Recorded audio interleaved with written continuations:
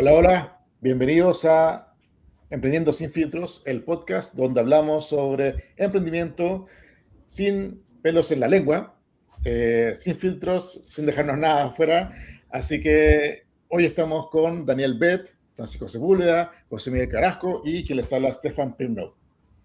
Hola, soy Daniel Bet, soy emprendedor serial, mentor, he mentoreado más de 100 proyectos, me he equivocado infinitas veces, algunas veces me he ido bien y me encanta el tema del emprendimiento.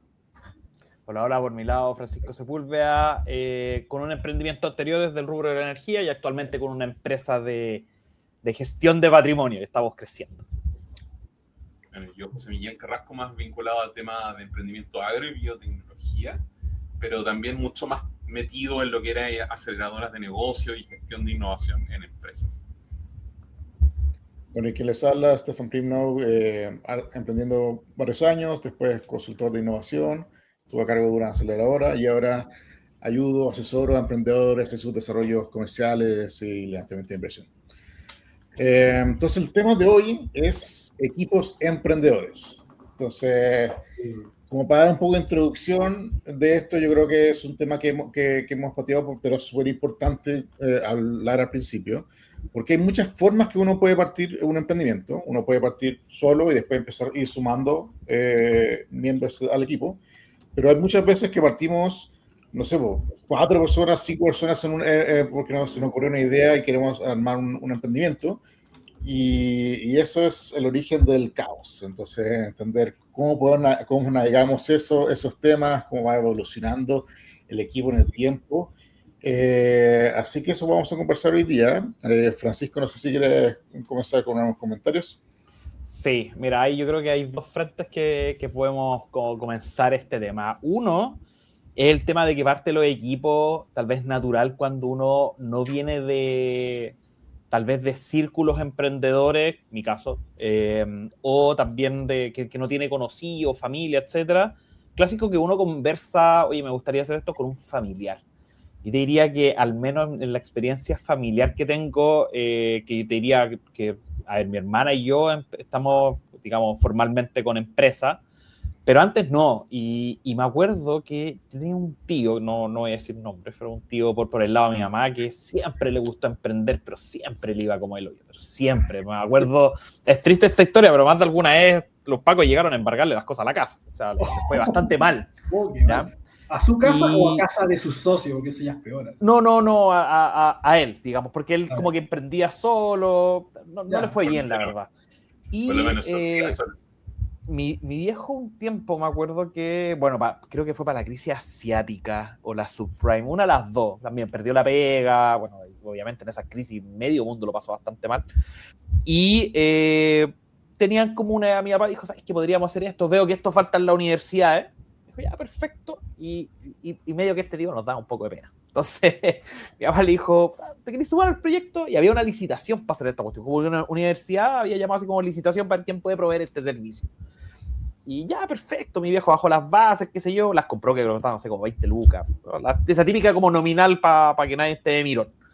Y ya participaron y qué sé yo, y la última parte la tenía que hacer a mi tío, se mandó una cagada porque infló todos los precios, que hasta mi viejo había hecho como todo el estudio, bien ñoño igual que yo, ya este es como el precio con el cual podemos como ser competitivos, pero tener un margen.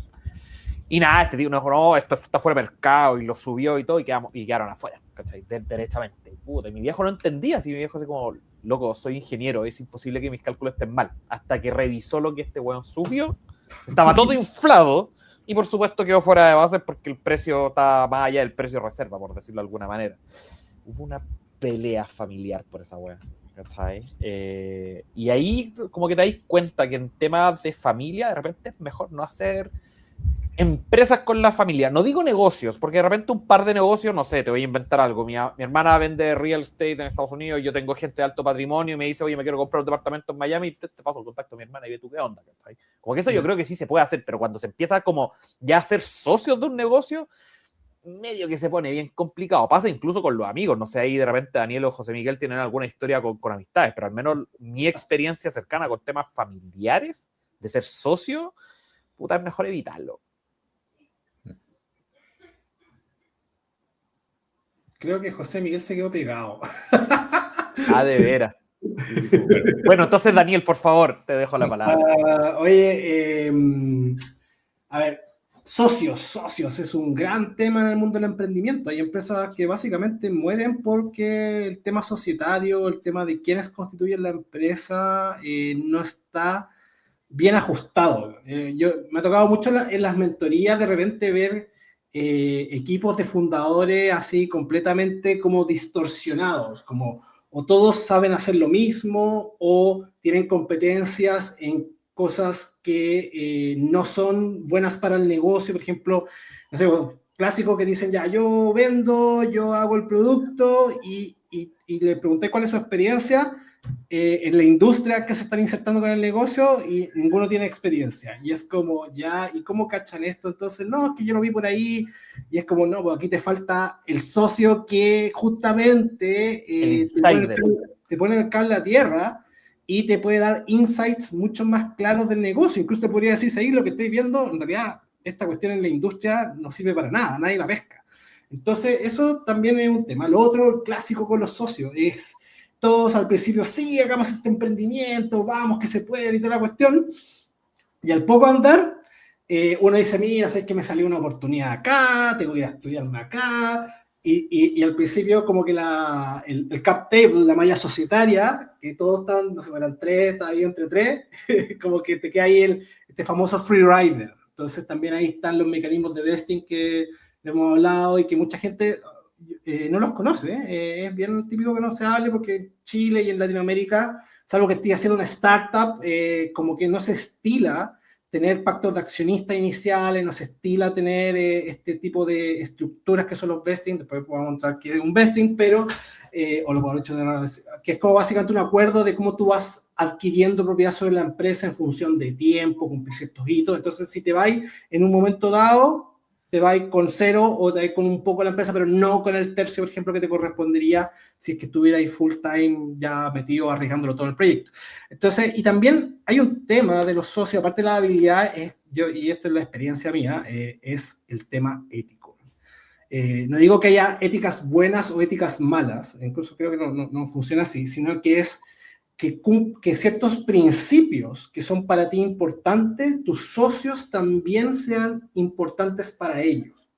Entonces, ¿qué pasa? Que cuando me ha pasado, que cuando hay ciertos principios que para mí son importantes y que para mis socios no son tan importantes, ya el actuar de ellos me empieza a molestar en el sentido de que, como que no quiero estar con esa persona porque en realidad encuentro que no cumple con esto que para mí es un mínimo ético en esto. Y eso también pasa y eso también es súper importante. O sea, creo que una recomendación que yo le haría a cualquier emprendedor o emprendedora que están pensando en asociarse con alguien es conoce a esa persona en términos de sus principios, cuáles son sus valores. Eso es súper importante. Ahí volvió José Miguel, creo. ¿Sí? Está muteado, sí. Ah, sí, estoy muteado. Sí. Sí. De aquí veo tu Bueno, micrófono. hasta que se conecte voy a hablar. Ahí se Háblalo. Sí, bueno, es como, a fin de cuentas, esto de los socios es tan cliché lo que esta frase, pero es más importante que la persona que eliges casarte, básicamente. Es como que tiene que haber un tema de digamos, un pololeo antes de cómo es la interacción entre los socios. Tienes que conocer a la otra persona, tienes que saber, como dijo Daniel, los principios los que saca, cuáles son los valores. Entonces, ¿por qué están entrando a esta empresa? Porque sé que hay uno que está entrando al emprendimiento porque necesita hacer algo mientras consigue pega. Es muy distinto a alguien que entra porque, no, realmente me interesa, no sé, resolver este problema, me gusta, o realmente me interesa ayudar a este tipo de clientes o hacer este tipo de negocios. Entonces, las razones por las que entran, la forma en cómo se ven proyectados en el futuro, son todas unas preguntas que se tienen que hacer al principio, y cuando empiezan a divertir y tener cosas distintas, entonces hay que cuestionarse si que vale la pena o no vale la pena sí con ese acuerdo societario. No, de hecho, está súper bien lo que decís, Estefan, en la lógica de El emprendimiento... JM, ¿te escucháis lejos? Si te voy a acercar al micrófono. No. Ahí sí. Sí, ahí. Es que lo tenía al revés. Puta, que ahí, muy avanzado para mí. Oye, pero el primer, ¿cómo se llama? El primer partner del emprendimiento para muchos suele ser la pareja. Convengamos eso. Entonces, se da esta idea de que el emprendedor o las relaciones de emprendimiento son de cierta manera parejas, pero no así amistades. Y de hecho muchos de los emprendimientos que suelen fracasar con más frecuencia son aquellos que están hechos por amigos que en esta choreza de hacer algo juntos porque les carga el trabajo, deciden emprender. Está siempre esta recomendación de, bueno, las personas tienen un rol con uno, o son amigos o son colegas. Y en general, si tú emprendes con un amigo, tiendes a diluir un poco las relaciones. A ver, ¿cuál es mi posición en base a esto? En general, el emprendimiento requiere una discusión valórica en el sentido de visión, que creo que al final es lo que apuntaron todos. Cuando yo empiece a hacer las cosas, ¿cuál es la forma de hacerlas al emprendimiento? Y los emprendimientos o los equipos de emprendedores que tienden a fallar son aquellos que cuando se ven en la disyuntiva de decidir cómo hacer algo, deciden todos hacerlo de una manera distinta. ¿Ya? Entonces priorizan distinto, tienen focos distintos y en general esos proyectos les va mal porque cada uno empieza a tomar, para evitar las peleas, empieza a tratar de separarse de los otros para no discutir y eso hace que los negocios empiecen a perder cohesión y visión. No hablamos del emprendimiento solo, pero se da también que hay mucha estadística que te dice que muchos de los emprendimientos exitosos son de una persona que tiene un equipo hacia abajo que es contratado. ¿Por qué? Por esa misma discusión. Si yo discuto la visión de la empresa con gente, me puedo demorar, podemos tener distintas visiones, pero si estoy solo, va a haber una visión, la mía. Entonces, el primer punto delicado en trabajar en equipo es ese.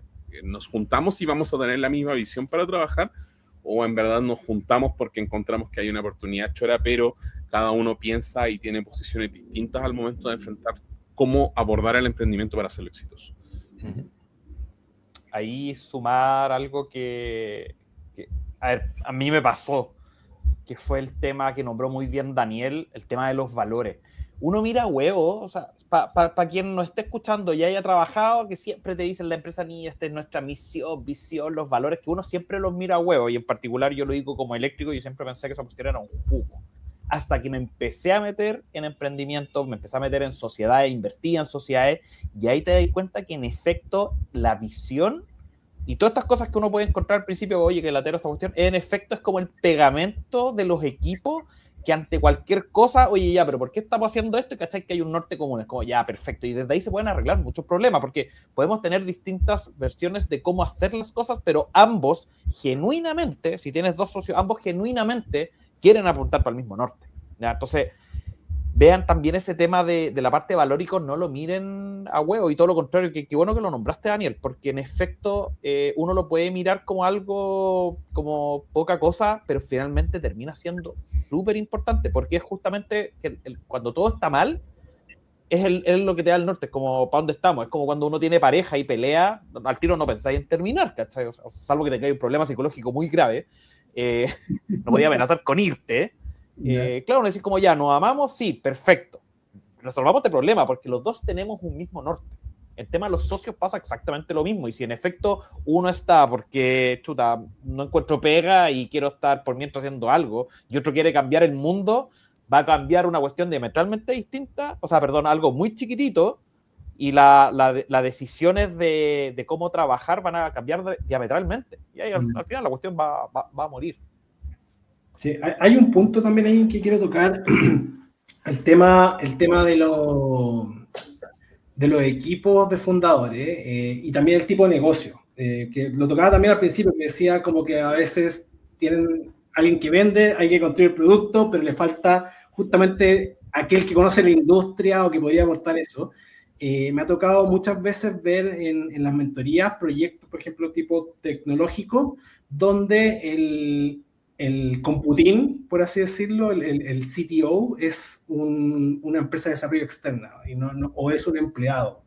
Entonces, por ejemplo, ahí es como que también tu tipo de negocio demanda que tú tengas una estructura de socios acorde a la estrategia o la necesidad estratégica del proyecto. O sea, si tu empresa, si tu negocio va a tener una componente tecnológica importante, esa componente tecnológica, ¿quién es el responsable dentro de la estructura fundadora?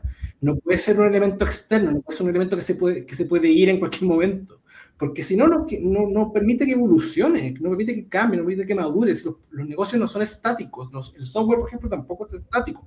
Es una constante evolución y adecuación. Entonces, eso también es súper importante. Me ha tocado ver muchos equipos que tienen una idea bacán de problema, una idea bacán de solución, tienen una empresa contratada y yo les digo, oye, el chef tiene que estar dentro del restaurante como socio. Y eso también considerarlo. Y lo otro que mencionaba ahí, y que me parafraseó Francisco, y ahora lo parafraseo, es el tema de la cultura. Hay un canvas que a mí me gusta mucho, que tiene un corazón al medio. ¿Cómo es el corazón así? Que tiene un corazón que como fiebre de baile. Sí, tiene un corazón que se llama el Culture Design Canvas. Lo pueden buscar en internet. Y es un canvas, así como el Business Canvas, pero que te ayuda a estructurar como la cultura, los principios, los valores, el propósito, ahí el tema de la visión, de tu equipo, de tu empresa. Y eso es fundamental. Muchas veces, eso es también otro elemento importante cuando tú constituyes una empresa. Y el rescato y lo que dice Francisco, mira, huevo, toda esta cosa filosófica de cuáles son nuestros valores, nuestros principios, y como que dices como súper concreto, no, vamos a vender, listo, chao. Puede hacerlo, pero las empresas que se mantienen cohesionadas, que van más allá, que trascienden, que avanzan, que crecen, siempre hay una definición filosófica de propósito, principio y valores que está ahí en el centro. Y los socios fundadores se la toman bien en serio. Y eso es súper importante tenerlo claro. Eso también es otra recomendación que les doy a quienes están partiendo y que están ahí como construyendo todo esto.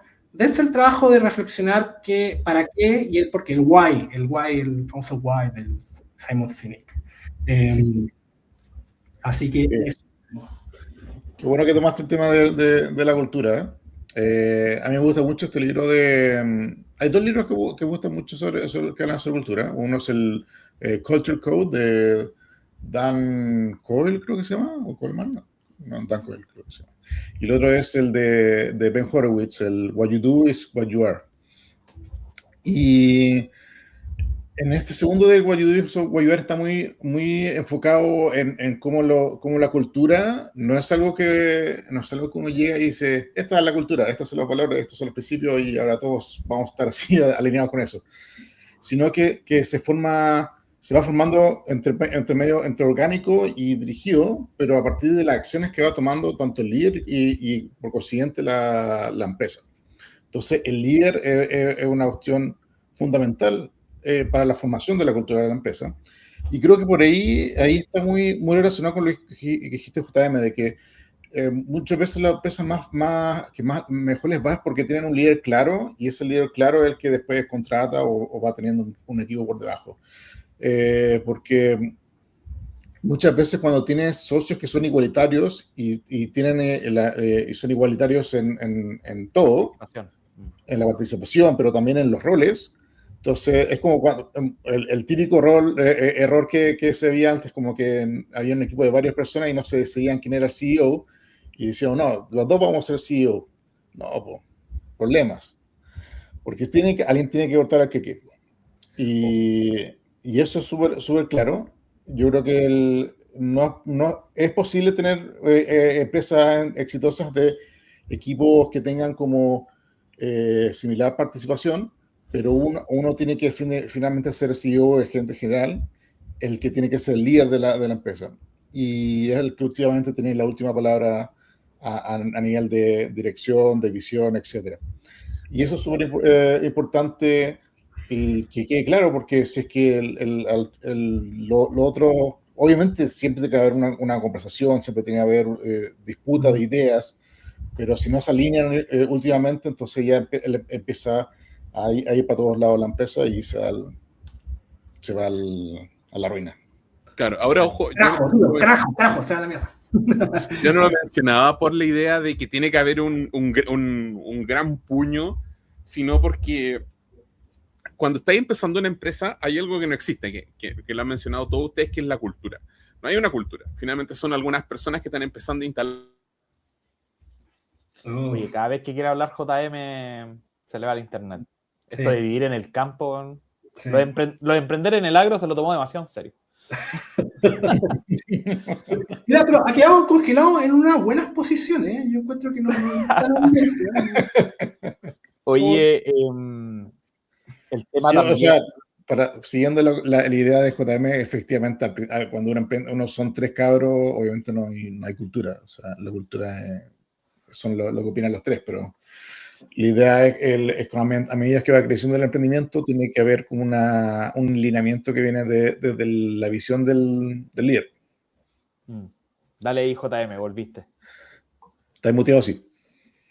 Ahorita están muteados. No, hoy día no estudia con la Hoy día no estudia con la tecnología. Como decían en Bacán, like de pico. Como el pico. Mira, claro, ¿qué es lo que ocurre? Que finalmente, como no existe cultura todavía, no tenemos cultura sobre la cual discutir, entonces las primeras etapas y las primeras confrontaciones entre los equipos de fundadores son de misión, visión y cuáles van a ser las prácticas que se instalen en la organización. Entonces, finalmente, todo lo que se genera al principio es cómo vamos a hacer las cosas.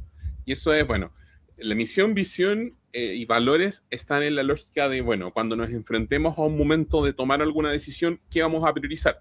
Lo que nos ayuda a cumplir mejor la visión, misión y que contempla nuestros valores. Si eso no existe o si cada uno tiene misión, visión y valores distintos, es natural que siempre que vayamos tomando decisiones sean distintas entre nosotros y la organización se vaya friccionando. Oye, yo tengo una pregunta. ¿Qué pasa cuando mi emprendimiento es básicamente algo, por ejemplo, traer producto y venderlo? ¿También tengo que pasar por esta reflexión filosófica o es como más práctica en realidad? ¿Por qué? Porque pasa que a veces tú quieres un negocio y chao con la cultura. ¿Es válido también o no? Ya. Yo creo que siempre está, porque, ok, vendo pan. ¿Qué tipo de pan? ¿A quién? ¿Cachai? ¿Y les vendo pan nomás? ¿O de repente vendo mortadela? O sea, eso es estrategia. Bueno, son puras decisiones operativas, pero finalmente están todas basadas en un propósito, que es que la gente tome un rico desayuno. Ahora, mira, yo conocí el caso de un emprendimiento hace poco, estuve con gente con una persona que estuvo en un emprendimiento, y de ahí termino rápido, JM, para que tú vuelvas a tu idea. Y finalmente yo te diría que no hacían mucho más que unas bolsitas, la vamos a dejar así de simple, porque si digo más detalle todo el mundo va a gastar a qué empresa me refiero, pero hacía bolsitas. Y al final, si bien no es mucho, decir, bolsas da lo mismo, cuando hay problemas el tema de los valores se vuelve crítico, ¿ya? Porque ¿qué pasa si te quemaste en una industria, tus bolsas no funcionaron, se rompían, devolví el dinero o no, o te quemáis con esa industria? Entonces yo te diría que, claro, por más simple que sea el negocio, tal vez la parte operativa no se ve, pero cuando hay problemas, ahí el tema de los valores siempre es importante.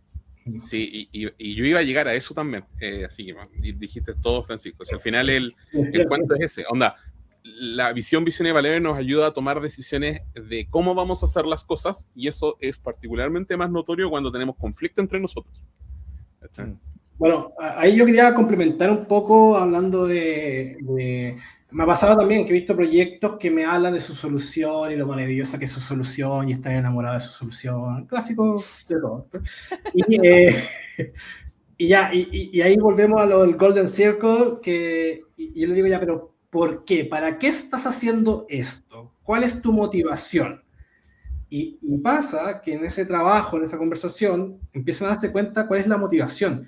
Y ahí me agarro lo que dice Simon Sinek en el Golden Circle, que al final los equipos que prevalecen, que perseveran, que son resilientes, que tienen grit, que se levantan, son los que los mueve el propósito y no tanto el qué hacen y el cómo lo hacen.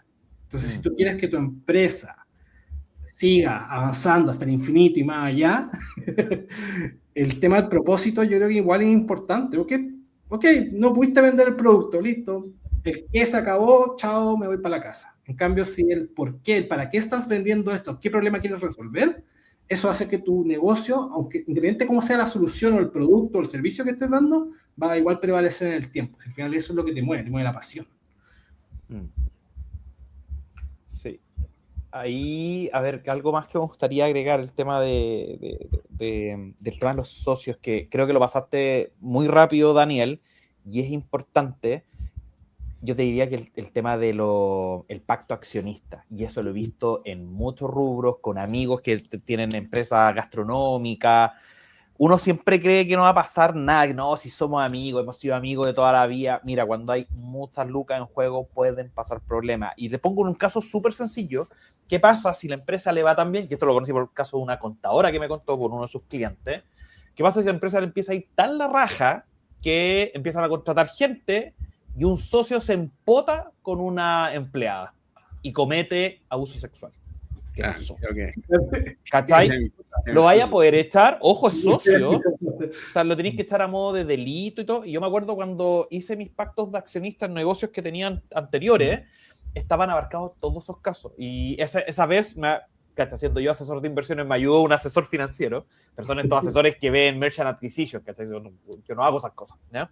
Y decía, oye, pero ¿y es necesario todo esto? Y me dijo, sí, puede ser que nunca lo ejecutemos, pero hay que estar preparado para todos los escenarios. Y salía como, ¿qué pasa si se muere un socio, por ejemplo? ¿Cómo se toman las decisiones? ¿Qué pasa si cometió un delito y está en la cárcel y no puede estar trabajando y sigue siendo socio? ¿Qué pasa en un montón de cosas? ¿Qué pasa si de repente se quiere ir a estudiar? Sé que me salió una oportunidad extranjero y es súper lícito querer irse, pero bueno, ¿cómo se empiezan a tomar las decisiones? Entonces uno cree que, así como dice, como los amigos son para toda la vida y los socios también, bueno, no, y siempre pueden pasar cosas. Y no porque te vayas a pelear ni nada, sino que después cada uno empieza a tomar rumbos distintos. Para los que están escuchando y tengan más edad, o sea, digamos más de 35, te aseguro que tienen menos amigos que cuando están en la universidad. ¿Sí? Y eso de repente no es porque la gente sea mala, es porque empiezan a tener distintos intereses. La gente se empieza a casar o se quiere ir a vivir al sur o le dio la cuestión por irse a estudiar a otro lado. Y está perfecto, cada uno puede decidir su vida, pero esas cosas sí empiezan a impactar en un negocio cuando es el socio. Entonces, el pacto de accionista lo que busca es regular eso. Claro, de repente si son muy amigos y uno sabe estudiar, sí, conversémoslo y chao. Pero ¿qué pasa si esa persona, el negocio está andando, se quiere ir a estudiar y no tiene ahorro? No te va a querer soltar la empresa. Va a querer seguir siendo socio, pero no va a trabajar. Entonces hay que ponerse esos casos que empiezan a haber roces. Y justamente el pacto de accionistas no se ejecuta cuando todo está bien. Se ejecuta cuando empiezan a haber roces y es como, ya, pero esto lo escribimos una vez y todo, vamos a ver lo que dice. Y se regula y ahí está todo. Si lo firmaron ambos porque medio estaban de acuerdo y se le dan. Ahí complementarlo, el pacto accionista básicamente te permite proteger la empresa. ¿Sí? Eso es lo que busca el pacto accionista. Más que proteger a los socios en sí, o sea, también busca ese equilibrio, pero es que la empresa no muera porque los socios se pelearon y se sacaron los ojos. Ese es el valor que busca. Y ahí también todo el mundo dice, oye, pero ¿cómo hago un pacto accionista? Demasiado complicado, tengo que tratar... No, hay pacto accionista estándares básicos, ya que no son perfectos, pero es un buen punto de partida. Y creo que lo que dice Francisco es súper cierto. O sea, tú puedes matar a una empresa porque los socios están peleados. Y puede ser una empresa que anda millones. Y la matan. Bueno, hoy en día le pedimos a ChatGPT que haga un pacto accionista y listo. De ahí le pedimos solo al abogado que lo revise, que esté todo ok y no sale barato. Y por último, que ChatGPT se ponga creativo y que te diga los 10 casos más extremos en cual unos socios se podrían pelear. Por ejemplo, yo encontraba súper extremo el caso de abuso sexual. Yo nunca he estado en empresas en que haya ocurrido eso. Sé que ocurre. Por eso lo encontraba exagerado, pero insisto, que pregúntale a ChatGPT los 10 casos más extremos y ver cómo protegerse en eso. O de repente casos un poco menos extremos, ok, se enamoró de la empleada, se casó, ¿cachai? Y ahora, ¿qué ocurre? ¿Cachai? Eso a veces no queda regulado. ¿O qué ocurre cuando quiero meter a mi señora o a mi hijo en la empresa? O claro, exacto, podéis dejarlo bloqueado al tiro, aprovechando que queréis que hacer negocios con familiares. Oye, acá acordamos ambos que no se meten familiares hasta segundo grado. Por decir. Esa cosa. Ahora le hemos metido mucho miedo a la gente. En verdad, la práctica es sí, ok. Lo importante de regular todo esto es tener en consideración que van a haber conflictos. Y como va a haber conflictos, es importante que haya mecanismos para resolverlos y entender que los va a haber. Sí, eso es inevitable que haya conflictos. Sí, porque no hay nada peor que negociar cuando lo hecho ya está consumado. Cuando, por ejemplo, están las confianzas quebradas, No, negociar ahí se va toda la mierda. Ahí no puedo hacer nada, así es como de una discusión inútil, porque no te va a comprar, siempre van a pensar que hay una mala intención por debajo. O sea, claro, entonces, los contratos se hacen cuando nos llevamos bien para funcionar cuando nos llevamos mal.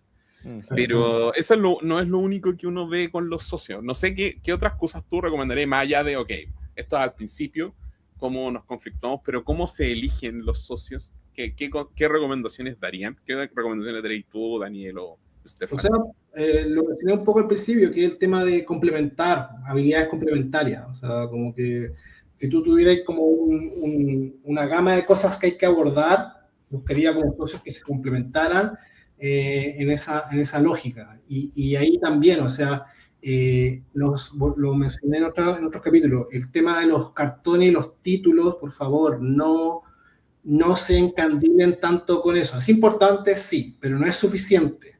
¿Qué es lo suficiente? La experiencia que han tenido antes esas personas, las batallas, las heridas de guerras que han tenido. Eso para mí, por lo menos, es sumamente relevante. Entonces, también fijarse en eso. Me ha pasado también muchas personas que están como buscando estos socios, lo que hacen es como que, oye, pero tiene un magíster en no sé dónde. Ya, pero ¿ha emprendido? ¿Ha hecho otra empresa? No. ¿Y cómo sabes que está dispuesta a correr riesgo entonces? Si siempre ha estado en la comodidad de, no sé, un corporativo o la academia. Y ahí... No estoy siendo muy drástico. O sea, al final se da mucho también que hay gente que estudia para emprender. O sea, si te vayas a hacer un MBA a Berkeley, por ejemplo, es probable que queráis emprender más que querer ser consultor. Aunque muchos terminen siendo consultores. Pero en ese caso, por ejemplo, los que conozco que han hecho MBA y todo, tienen un pasado trabajando, pues entonces igual más o menos les podéis sacar la foto antes. Distinto es, y si alguien nos está escuchando, hacer un MBA inmediatamente después de estudiar, no hagan esa idea, pues, por favor, es malísima, no van a aprender nada. El MBA se hace después de haber trabajado, ¿ya? Y ahí yo te diría que los casos que conozco de gente que emprende y que ha hecho MBA es porque antes ha trabajado. Entonces, cuando buscan socios, o fueron socios que conocieron en MBA y que tienen pasado trabajando, entonces más o menos le pueden preguntar, trabajo con este que es amigo de mi papá, qué sé yo, y ahí podéis como ir medio rugueteando.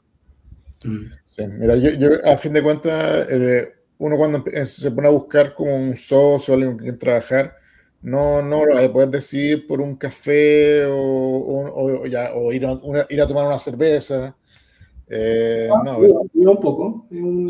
Ayuda, yo he hecho eso. Como que unas cuantas cervezas ayudan, sí. pero no es suficiente, a fin de cuentas. No es suficiente. Yo creo que siempre lo mejor es que ponerse a trabajar al tiro con la persona que uno tiene alguna afinidad, obviamente en low stakes, o sea, quizá un proyecto chico o quizá un vesting hecho, conversado previamente. Pero para entender cómo es la relación, pues después uno después de 3, 6 meses quizás trabajando juntos ya tiene una idea de cómo es la otra persona, ya tiene una idea, o sea, ya esta persona le ofrecieron una pega y no lo tomó porque está entusiasmado en el trabajo, o sea, en el emprendimiento, perfecto, ya una seña de que va por buen camino. Estamos los dos dando el mismo tipo de esfuerzo, estamos dando la misma dedicación. Quizás no sé si es tan necesario complementariedad perfecta, pero sí que estén los dos alineados bajo un mismo objetivo, un mismo propósito, como dijeron. Yo solo... Dale, cortito. Yo suelo instalar la práctica de que yo empato el esfuerzo de mi potencial socio. Entonces, nos juntamos, oye, queremos hacer este proyecto. Ya, bacán. Definimos algunas tareas simples y yo no hincho al otro. Y si veo que no hace nada, ni lo contacto. O sea, ok, ya jugó su ficha, me mostró que no hace nada. Lo peor es como pensar que uno, eventualmente la otra persona va a trabajar. No acarrees un muerto en ese sentido. Esa es mi recomendación. Eso es importante. Lo que dice Stefan, lo que dice JM, la mejor forma de validar si es un buen socio, trabaja con él un rato. A ver qué pasa. Y si tienes que estar chicoteando, como que no te sorprende como con su visión de su área, que él es como el experto o la experta, como que hay algo que no está cuajando. Entonces eso también es un buen indicador. Yo lo que he visto también muchas veces es que se producen estos fenómenos, vuelvo al mundo de la startup, vuelvo al desarrollo de productos tecnológicos. Creo que estoy obsesionado con esa área. Bueno, que es mi área, como me gusta. Lo que yo he visto, y pasa, y me pasó también a mí, siendo el malo de la película, que tú dejáis como al computín, como decir, no podemos salir a vender si es que no tenemos producto. Clásico Error. Y el computín ahí está trabajando día y noche sacando las cuestiones y el resto así como esperando el área comercial, o sea, área comercial, los socios comerciales. Y resulta que y ahí es cuando se empiezan a desgastar las relaciones. ¿Por qué? Porque uno se está sacando la cresta y el otro está, no, es que yo tengo que esperar que el producto. Y me tocó ahora hace un tiempo un proyecto que justamente el computín estaba podridísimo con los socios, incluso después se fue, porque los socios no hacían nada mientras él estaba día y noche sacando el producto y ellos no validaban nada. Y ahí volvemos al tema. Tú no necesitas el producto completo para salir a vender la idea y ver si hay enganche. Ese es el MVP. No el producto, es un prototipo. Entonces, eso es súper importante también para quienes están pensando construir emprendimientos que requieren el desarrollo de un producto. Si usted y ellos no están viendo la parte de desarrollo de producto y tienen que ir a la parte comercial y resulta que están con la excusa, no, es que no puedo salir a vender si no hay producto, no funciona así. Tú puedes salir a vender la idea del producto, tantear si hay agua en la piscina del mercado, sin que el producto esté listo. Y eso se puede hacer. Entonces, para que también no desgaste la relación con los socios, si ese es un tema. Y ahí también, si nos está escuchando un computín que está emprendiendo, tomen el consejo de Daniel. Esa que diga, no, es que tenéis que sacar... No, sálgame a validar la idea, porque si no este trabajo que están, no sé, 5 desveladas, no van a haber valido la pena. Sí. Y les voy a enterrar un cuchillo en el ojo con cada una. Entonces, antes de que pase eso, señor computín, no se queme y chicotearle los caracoles. Y ahí viene otro problema. Si estáis chicoteando a los socios que no están cachando que puede hacer un MVP o salir a testear la idea, de repente no son los socios, ¿no? Sí. Yo estoy de acuerdo con todo. Ahí hay que, tal vez el esfuerzo es que al principio todo sea balanceado.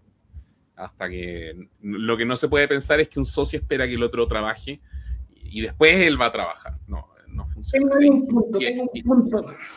Tengo un punto sobre eso. Lo que pasa, a mí una vez me dijeron una frase muy buena con respecto a la participación y la dedicación de los socios, que eso es la participación societaria, el pedazo de torta que les corresponde. Y me dijeron, tú mereces la participación en proporción al riesgo que estás corriendo haciendo esta empresa. Entonces, cuando son socios que, por ejemplo, van a estar part-time y no vos dedicado a full y otros pueden estar a full, ok, tu participación va a ser menor y lo metís con un vesting también. Entonces, yo creo que eso también es súper importante porque pasa que, ¿qué pasa cuando tú decís, ok, vamos a distribuir unos iguales porque todos vamos a estar trabajando en lo mismo? Eso no pasa en la práctica. Muchas veces algunos no pueden estar haciendo, entonces, no es en función del trabajo, es en función del riesgo. Buena forma de verlo, qué bueno. Es muy buena, a mí me lo dieron. Y me hace todo el sentido del mundo. Entonces, con eso también es súper bueno como esa discusión de como, oye, tú vas a estar en tu pega, tranquilo, de cierta forma, y ves esto como un side project. Ya, perfecto, es válido, pero yo que voy a estar full time y voy a estar renunciando a todas mis oportunidades de tener certeza financiera en el futuro, estoy arriesgando mucho más. Así que... Está buena esa, me gustó, no la había escuchado. Mira. Hay otro tema que es para conversar, que aquí ya no es tan claro, pero también se da hartas veces que qué pasa cuando, porque lo que hemos hablado ahora, hemos hablado como socios que están más o menos en la misma etapa en la vida, por así decirlo. Pero ¿qué pasa cuando tenés un socio que es mucho seniority y probablemente tiene mucho la expertise de la industria, por ejemplo, o la expertise tecnológica o científica, y con un socio mucho más joven que tiene mucho más que aprender en el momento? O sea, Aquí es lo mismo les pedimos los dos que trabajan en la misma cantidad o se nivela por el nivel de seniority, porque igual esto es algo que se da típico todas las veces en los emprendimientos que vienen de academia, donde siempre hay el académico principal, que es como el dueño de la tecnología, y el tesista o el estudiante de doctorado, que es como que el que empieza a llevar la empresa, si tiene perfil, obviamente, si tiene perfil de emprendedor, empieza a llevar la empresa, y tienen la misma participación, pero es el tesista el que se está sacando de mierda, mientras el académico le dedica 2 horas a la semana. Entonces, ¿cómo vemos estos temas, po? Mira, ahí quiero agregar 2 cositas, pero va en línea con lo que decís tú, Estefan. Me tocó conocer, bueno, de hecho, estamos sin pelo en la lengua. Este mismo emprendimiento que salía a vender la PPT, y yo les dije, y que el Daniel dijo, qué buena idea. Ya, ellos, cuando formaron esta empresa, venían antes de 2 empresas antiguas. Uno que era estos 3, eran 4 socios en total de este negocio, pero venían de 2 empresas. Uno que eran 3 socios que se habían conocido en la universidad, qué sé yo, y ellos, una vez almorzando con ellos, me dijeron, mira, los 3 acordamos que queríamos hacer un negocio juntos, pero teníamos que aprender primero. Y de hecho se dieron como 10 años para trabajar. Pues trabajemos una cantidad X de tiempo, no me acuerdo en realidad si fue 10 o menos. Aprendamos y después vemos qué podemos hacer. Y por otro lado, estaba otro que era un único socio, ya que venía del mundo de la energía, y estaba haciendo cosas, le estaba yendo bien, y claro, él tenía como 20 años más que los otros, 15 años más, entonces tenía harta experiencia en este tema, y había sido también ex ejecutivo de Chilectra. Para los jóvenes que lo están escuchando, antes había una empresa que se llamaba Chilectra, ya que ahora es la Enel. Entonces les apareció un proyecto del BID, donde necesitaban mezclar estas como expertise. La empresa de 3 dijeron, chuta, nos falta una parte, y medio preguntando llegaron a este otro socio y dijeron, ya mira, podríamos participar en conjunto, pero el BID les dijo, solamente los voy a contratar si son una empresa. Así que lo que hicieron fue, perfecto, hagámonos socios, formemos otra empresa, fusionemos esta, y la persona con más seniority va a ser el gerente general, y el que va a tener, por lo tanto, también mayor participación. Y la verdad es que les funcionó, pero funciona eso porque hay un ingrediente que quería nombrar hace un par de minutos atrás, que es dejar el ego de lado. Es decir, reconocer que hay otro socio que puede saber mucho más que tú, que tiene más canas, y en efecto acá tenía pocas canas porque era pelado el otro tipo, digamos.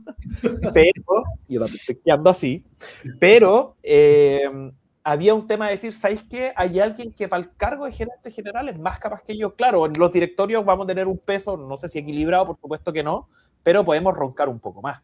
Pero en las decisiones de gerente general las va a tomar el gerente. Y puedes, digamos, conversarlo, etcétera. Mientras el ego no te gana, las conversaciones van a ser súper fluidas. Y de hecho a mí me tocó conocer a ese gerente general. Hace poco, de hecho, también le mandé un WhatsApp y me iba hablando un rato.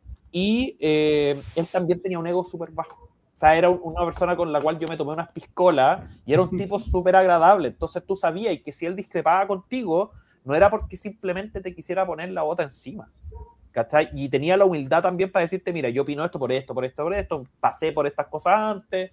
Entonces ahí como que medio, si bajáis la guardia, de repente uno puede reconocer que hay otra persona dentro de los socios que puede tomar un cargo de poder. Porque pasa, y ahí es donde tienen que conocer más a los socios, que cuando alguien toma un cargo de poder, aparecen las botas de militares, el amiguito de Don Augusto, y empiezan ahí los roces. Pues, chuta, yo nunca vi a este gallo con poder. Y se transforma totalmente, y me tocó conocer el caso de un gallo que les decía, bueno, si te tengo que tratar mal, te trato mal, con tal de que trabajéis bien. Lo mandaron a la chucha, por supuesto. ¿Cachai? Entonces, ojo también ahí con el tema del ego. Si tú cachai que de repente tu posible socio se tira los peos más arriba de las caderas, cuidado. Incluso sin pelo en la lengua.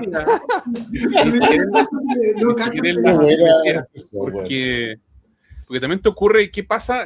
Creo que lo mencionaba el Estefan, ¿qué pasa cuando mi socio me empieza a apurar a hacer cosas? Le digo, ya, ok, tenés razón, lo hago, en base al mismo... O le digo, ¿qué te creís tú de opinar de mi tema? ¿Cachai? El tema del control del ego también es simétrico. ¿O qué ocurriría si es una empresa de 2 hermanos? Porque el hermano chico le da consejo de qué hacer el hermano grande le va a hacer caso. Entonces, son instancias que de repente uno no ve, o en la pareja, si son pareja, porque hablamos siempre de empresas más digitales, pero finalmente gran parte del emprendimiento no lo son. Y sin embargo, estos conflictos existen igual.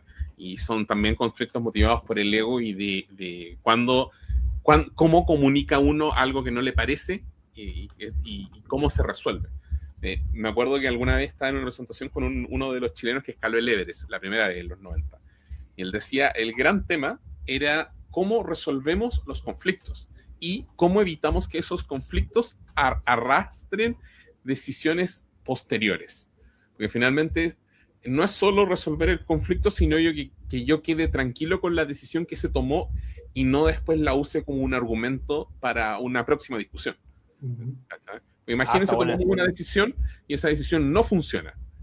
Voy a estar yo o mi socio diciendo, pero yo dije que eso no tenía que hacerse así, porque no me hicieron caso. Estoy imaginando en el contexto de subir el Everest. Claro, y ojo, entonces el tipo que escaló el Everest nos decía, mira, lo que hacíamos era, nos sacábamos los ojos al momento de discutir algo. Todos teníamos que decir lo que nos parecía.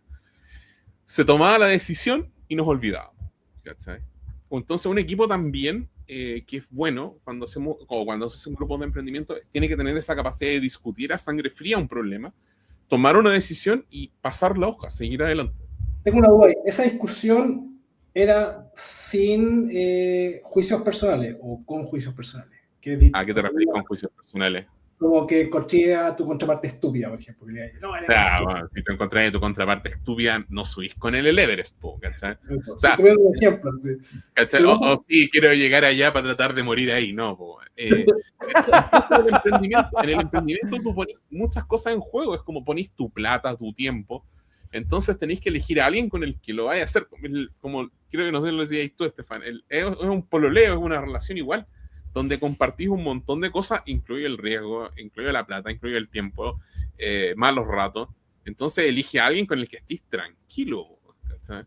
Porque si vas a elegir al primer tipo, hola, necesito un socio, así, el primero que diga, ya, yo quiero, a mí me interesa, no, ¿cachai? Uy, me acuerdo que en Facebook estuvo eso muy de moda. Hola, busco socio. Weón, qué chucha. Todavía pasa. Yo que vivo en el old school de Facebook, muy poco leo nomás. Pasa. Pero eso suele ser porque las relaciones son asimétricas, ¿cachai? Tú buscas un socio que ojalá, los que hacen estos avisos buscan socio que sea ojalá alguien que esté dispuesto a poner él su esfuerzo hoy día para lograr desarrollar el producto. Oye, no yo, sino él. Por eso lo busco a él, que él se sacrifique, que él se la juegue. Yo le doy la gracia de tener mi idea. Yo quería comentar respecto justamente a esto del ego y una vez escuché, no sé si será, yo creo que igual es bueno, pero obviamente tiene sus matices, como rodéate de gente que admires, como cuando estás buscando socios, como gente como que tú digas, me encantaría poder construir con esa persona, así como que tiene elementos que tú admiras, no que envidias, que es distinto, que realmente te gustaría disfrutar de eso. Entonces eso es como un criterio que creo que igual es sano y tiene que ver justamente con el ego, que es como en la humildad, como yo no tengo estas cosas que tiene esta persona y me encantaría poder estar en contacto y trabajando codo a codo con esa persona porque quiero vivir con eso alrededor, ¿cachai? Eso es lo otro. Y rescatando lo que dice Estefan de las diferentes seniority y cosas así, también tiene que ver con las etapas de la vida. Y esto lo viví en carne propia. Es muy diferente tu vida cuando no tienes hijos o no tienes ese tipo de responsabilidades versus a cuando tienes hijos. En muchas dimensiones. Y emprender cuando los socios están en diferentes etapas en ese aspecto de la vida, ahí el tema de la desincronía que se produce, porque cuando tú no tenés hijos, yo tengo hijos, entonces sé muy bien qué pasa, sé muy bien cómo antes y después. Cuando tú no tenés hijos, y esto sin menospreciar a nadie, y tú no te das cuenta que estás de vacaciones, realmente es otro nivel es un nivel de responsabilidad y de libertad horaria absoluta, comparado cuando tenés hijos. O sea, yo lo pongo en el ejemplo claro de, por ejemplo, los desayunos. Si tú no te levantas a hacer el desayuno en las mañanas, tu hijo no come. Cuando tú no tenés hijos, tú te puedes despertar a las 12 del día después de un carrete de 2 días y nadie se muere. por eso. Entonces, hay como responsabilidades que son ineludibles cuando eres padre. Y resulta que cuando tú estás emprendiendo y tienes estos cambios de dinámica, las personas que a veces no logran, y a mí me pasaba, no logran dimensionar lo que significa ser responsable del hijo. Entonces, ahí empiezan también a haber conflictos, porque uno se puede quedar trabajando el día entero, 48 horas seguidas, y uno cuando es padre no puedes hacer eso porque tienes que hacer también tus cosas familiares. Salvo que tengáis mucha plata, salvo que no estéis ni ahí con la crianza y que tengáis nana o personas que o le dejáis todo a tu señor y tú te desentendí y después tú salís en la foto tomando de ti y sí, hacemos toda una familia y toda la cuestión, pero en realidad no es tan así. Entonces, eso también es importante. O sea, son tiempos distintos, son dinámicas distintas, que eso también es parte de considerar cuando sean socios, que es como en qué etapa de la vida está cada uno, más allá del seniority profesional y todas esas cosas. Entonces, eso es muy importante. Oye, estuvo buena la conversa, me gustó. Yo creo que estamos en la hora ya, 50 minutitos. Hoy se me fue, ¿verdad? Sí, estuvo buena. Estimados, para los que nos estén escuchando, ya saben, pues tomen ahí las precauciones necesarias, doble check en caso de emprender con familiares, no lo recomiendo ni por si acaso. Y eso. Yo creo que el resumen, los socios son una pareja, probablemente en algún minuto vas a ver más a tus socios que a tu pareja. Así que por lo mismo, elijan súper bien. Eso. A veces son trío o orgías también. Ya, eso se me Y ahora con la IA, tus socios pueden ser un chatbot. Listo, se acabó. No hay más discusión. Bueno, antes de dispersarnos más, pues me pongo creativo. Dejémosla aquí. Ya. Oye, bueno, esperamos haber aportado un granito de arena a la gente que nos ve. Saludos a todos. Chao, chao. Que estén bien, hasta la próxima. Chao.